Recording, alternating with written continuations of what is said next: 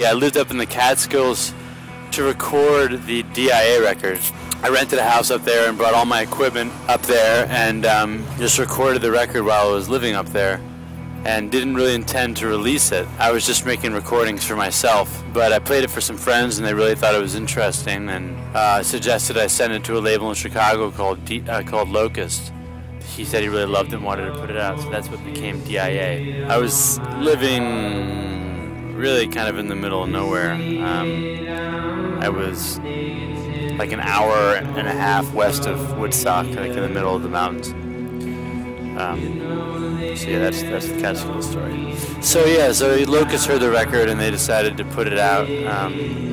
And I came up with the Almond Dunes name because I don't know, I wanted to sort of separate myself from the solo record and that very different kind of side of my music, and wanted to start afresh. Also, there was this bias, you know, at least then, like for people releasing records under their own name, that people assumed that it was like singer-songwriter folk stuff, and you know, I wanted to make it clear that that was not my approach to that new record. And, so I thought having the name Almond Dunes would allow for some more mobility, you know, flexibility in the future, and I could, you know, do lots of different things under that moniker. And the name Almond Dunes, like, you know, once again, it was like I wanted to be true to the music, so the music does kind of have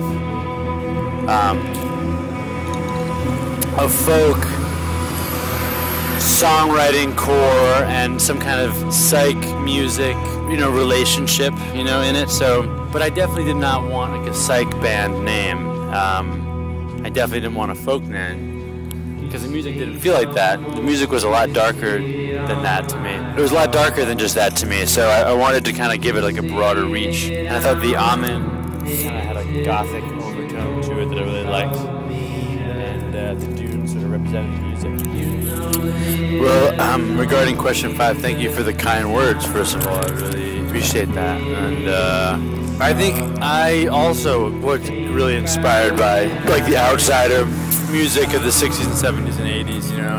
I definitely, you know, can relate to that mentality and to the sort of the feelings behind that kind of music. And I sort of stopped listening to psych music as much around the time I recorded DIA, like in 2006, 7. I started listening to it a little less, you know. I was heavily, you know, 14 years old on, I was really influenced by all kinds of the outsider songwriters from the past, you know.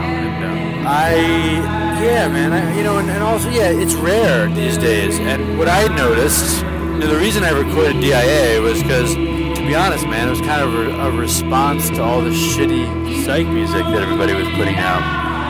And there was just a lot of really, like, kind of wimpy psych music with no balls, you know, and no heart and nothing on the line, and no power and no fear and nothing like that, you know. And I hated the psych music that was going on in New York at that time. And still do. I mean, it's so rare that I hear a new kind of psych band that is good. And a lot of the stuff in the past too, you know, it's rare that you hear something that's really real, you know. So I was kind of wanting to make a record that was a response to all the bad psych music that was going on, and I wanted to make a record that was real and raw and heartfelt and painful, you know. And it just so happened at that time, yes, I was doing it for me, you know. I was doing it as like a personal response to what was out there in the world, but I wasn't looking to like get someone to like it or any shit like that, you know. I was really doing it as something that I wanted. I wanted to make something that I thought was good and was different from those other kinds of records. And you know, at that time, I was kind of like losing my shit. I was just kind of a difficult place, and that record was just a release valve. It was just a release valve. It was a way for me just to go crazy on tape and let go of a lot of stuff. So you hear that in that record. Yeah, I lived up in this cabin It was sort of like a makeshift home, sort of like a mobile home, sort of, for about a month on the side of a mountain. And the nearest town was like 25 minutes away, and it was population like 100 people or whatever. It was like a gas station and a little like coffee shop. And so yeah, it was really isolating, and it was really kind of crazy. And I was just by myself all day and night. That's kind of what the record is. It sounds like. And as far as literature and music at the time, I was listening to. What was I listening to? I was listening to I Hate God, this Dope Sick album, a lot. I was listening to a lot of Japanese psych bands, like a lot of Realize the Nude, a lot of High Rise. I was listening to some Caetano Veloso at the time. I was listening to Judy Sill. Really, that record is like I Hate God mixed with Judy Sill and Realize the Nude. That's sort of what DIA is, as far as influences go. All the double tracking on DIA was because of Judy Sill. Yeah, so that's what I was listening to. And reading, I wasn't really reading at that time. I couldn't really handle reading, so that wasn't going on. And I didn't have internet connection or television, so I was just like listening to music. Okay, that's it for that question.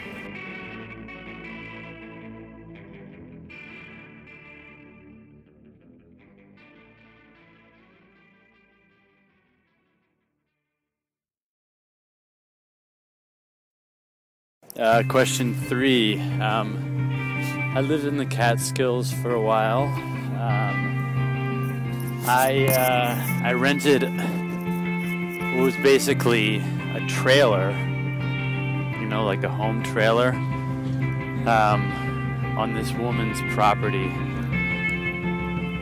in basically the mountains in the Catskills. I was about an hour into the Catskills from the highway, so I was in the middle of nowhere at the foot of this big hill.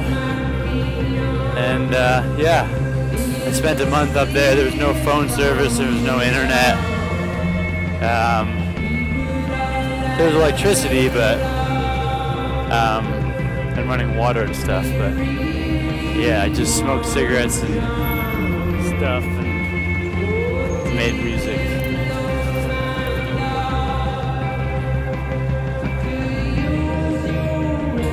So for Murder Don't Mind, I've been living in China for about a year. I had gone there to kind of get away from the music scene and from making music in general. And I was burnt out on it all. And so I, the only kind of music I was doing, I was living in China as an expat, and I started to feel connected to sort of my roots as an American being over there, sort of thinking a lot about what it meant to be an American, and so I didn't have a proper studio. I was just in my apartment, and I had an acoustic guitar basically, and that's all I really had. And so I started playing a lot of old American kind of like traditional songs and stuff.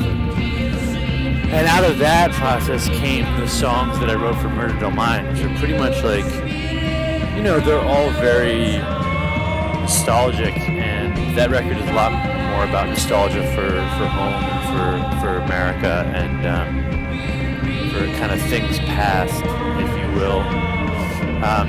DIA was more of like kind of an explosion, some kind of letting go or something, and I think Murder Don't Mind was like a little more wistful reflection, I think. It was about like distance and travel, and I really like that record too, and that was sort of the idea. And so I recorded all these songs on my laptop computer in my apartment in Beijing, and I kept it really simple and stripped down. I think that's the idea. Is there anything more I can say about Murder Don't Mind? That cover photo I took, I was traveling a lot at that time, and I took that on the border of Tajikistan. This brother and sister walking along the border. That's what that photo was. And the first song was a cover of a Hector Lavoe song. It was sort of like a lot about like, just, York salsa guy. That whole record's a lot about like, yeah, identity and sort of like where you're from and refiguring that, I think. That's the idea. The song Baba Yaga, it's hard to say. Baba Yaga, Bedroom Drum, Christopher, they're all sort of similar, you know, there's slight differences, but there's a similar theme, I guess, you know. Yeah, man, you know, Baba Yaga, Bedroom Drum, it's hard to talk about these things. But I think if anyone were to read the lyrics, they could understand what I'm going for. I mean, in general, it's about, like, longing, you know? And revenge, I guess. Yeah, it's an attack.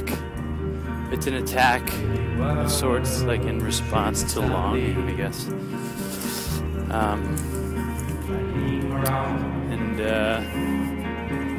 Yeah, man, that's what it is.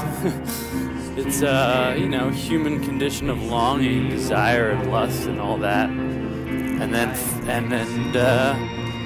you know, compensating for that condition through revenge and anger and attack, and yeah, it comes from like childhood stuff. It's like, you know, it's a common human condition, but I think I got a heavier dose than some people of that stuff. So that's what those songs are about, you know.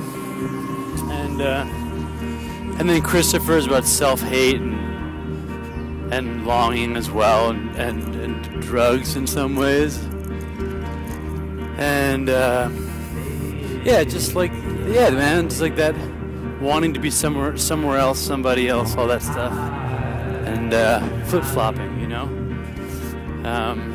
But yeah, man, it's all about reading the lyrics. I mean, I don't like talking about this stuff too much because it's not black and white. It's not like it's a song about President Obama or a song about the time I, you know, took a trip to visit my uncle, or, you know, it's like, it's not specific. It's like any piece of art, you know, it's like it speaks indirectly to something that's sometimes ineffable, you know, intangible. But I think that's why I printed the lyrics in the record. That's why it's important, I think, that people get the actual record. I mean, then you can, if you read the lyrics, you know, sort of explains it all in there, I think. So the Ethio Covers record is a bunch of recordings. I was living underneath this guy, Josh, who plays in this band Gang Gang Dance, and he was a big Ethiopian music fan, and he had a bunch of tapes that I would always hear him playing in his bedroom, and there's one tape in particular that I fell in love with, and Ethiopian tapes. And I decided it'd be cool to do my own interpretation of those songs. So in the summer of 2009, I had just moved back to New York from China, and I don't know, that music was sort of like really kind of nostalgic, beautiful music, and it made me think of my time in China. So I did these covers of Ethiopian songs in the summer of 2009 as like a pay-in, or like some kind of homage to my time in China, like a memory of that. I did a private press release, a 7-inch on my own of those recordings, and I put them out last spring. And then the other two questions, I'll answer them all together. Was very excited to be in Europe, man. Europe is just, people know how to live in Europe, and it's always really a pleasure to be there. And we had some really beautiful audiences, you know, on our tour this fall, and it was super receptive and really supportive, and it really meant a lot to me. I really appreciated it, and looking forward to going back as soon as we can. And then for the future, I am planning to do another self-release, another private press release, hopefully, you know, mid to late spring of 2013, of some kind of more, experimental recordings. full length. It's going to be an LP. And then in February, I'm going to Montreal to record the new Almond Tunes record. That's going to be Black Entity. I'm recording at one of their studios. They were nice enough to offer. And so that is going to be, in February to March. And that, I don't know when it's going to come out, but it's going to be finished, by mid to late spring. And I'm very excited about those songs and that recording. And for the last two questions, artists that I've really liked recently. I'm a big fan of LG, this guy from Belgium. I really like these Tommy Round. It's not recent, but it's relatively recent. This guy Tommy Roundtree, sort of an anonymous record. This guy from Chicago that I really like. Anything on Spectrum Smooth, I always really like. The new Container record is really good. What else, man?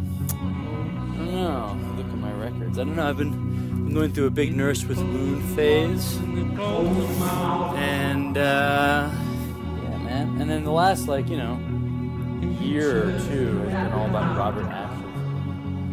And the Private Press record, I'm doing record I'm putting out. Is very grateful for that. My message to the psychedelic baby readers: use your head.